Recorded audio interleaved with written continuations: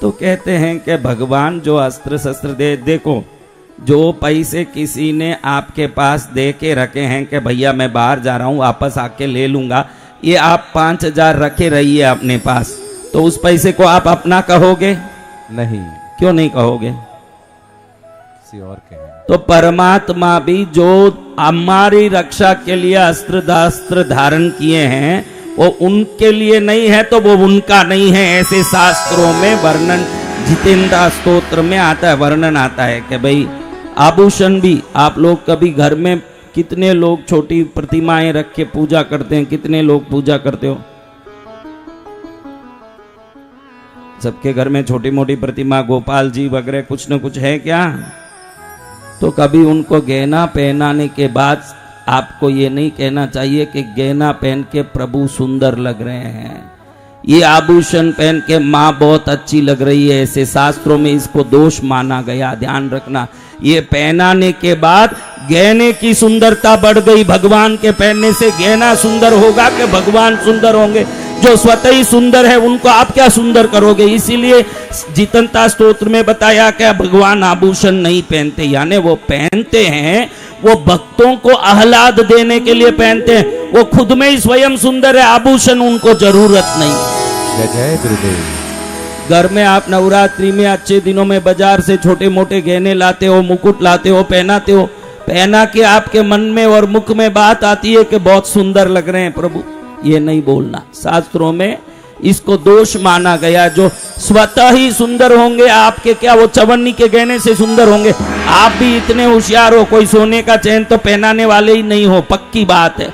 वो जो gold covering खोटा मोटा जो 150 रुपए का मिलता है वही पहनाने वाले हो। और आप कभी ऐसे खोटा गहना पहने हो क्या? खुद को पहनने के लिए भारी भारी सोने का चाहिए और भगवान को पहनाने के लिए खोटा गहना, उसमें भी सुंदरता उनको बहुत आ गई, ऐसी बातें करें। अगर सच्ची में तू हीरे का गहना भी पहना देगा तो भी वो गहना ही सुंदर होगा भगवान के कारण।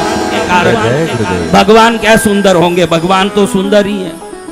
3 चीजें भगवान के नहीं है बोले गए हैं। एक तो अस्त्र, क्या? अस्त्र शस्त्र। अस्त्र शस्त्र भगवान के नहीं है, आपके हैं, हमारे हैं।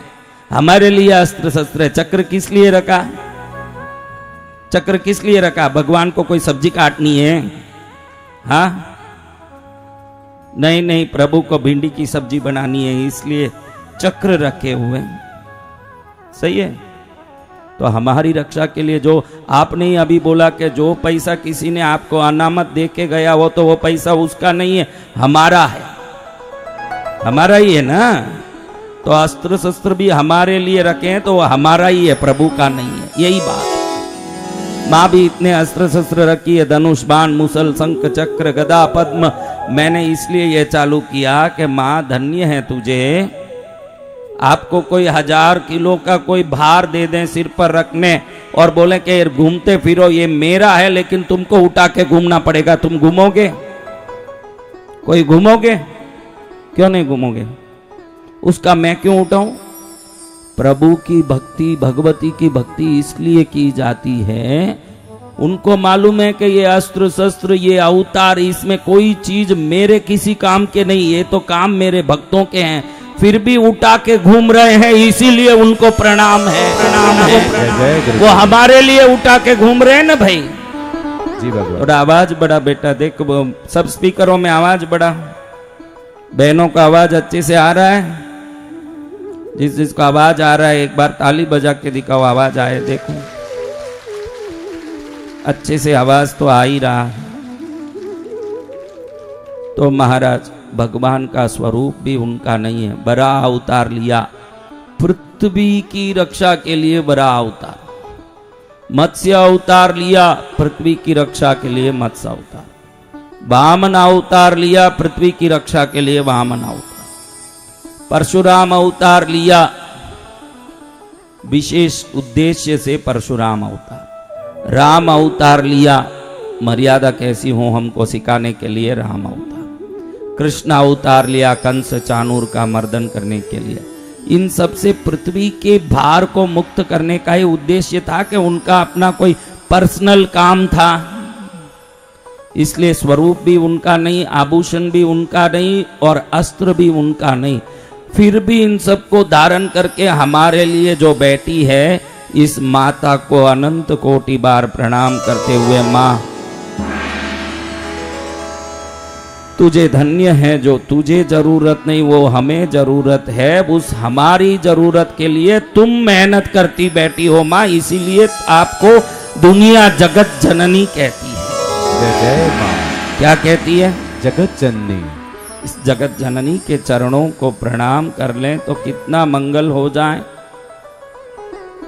कुमकुम में हाथ डालो महाराज, हाथ कैसे हो जाता है? लाल। कुमकुम में हाथ डालो, हाथ कैसे हो जाएगा? लाल। हल्दी में हाथ डालिए, हाथ कैसे हो जाएगा? चूने में हाथ डालिए, हाथ कैसे हो जाएगा? सफेद। कोयले में हाथ डालिए, हाथ कैसे हो जाएगा? काले।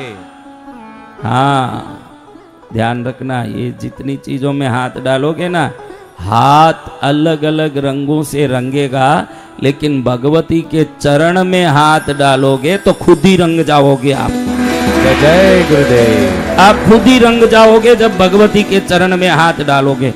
बाकी तो किसी चीज में हाथ डालो, जितनी जगह तक स्पर्श हुई उतना ही जगह रंगेगा।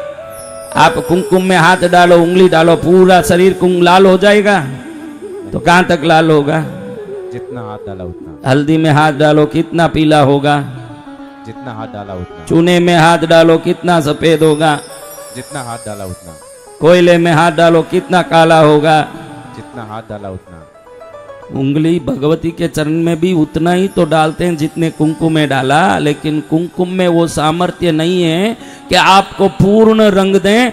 भगवती में वो सामर्थ्य है कि आपको तो रंगती है, लेकिन आपके 21 पीढ़ियों को रंग देती है। बोले पद्मावती मात की। कितनी पीढ़ी रंगेगी? 21 पीढ़ी। हाँ, और भक्ति करो तो हजारों पीढ़ी रंग जाए। जय जय गुरुदेव।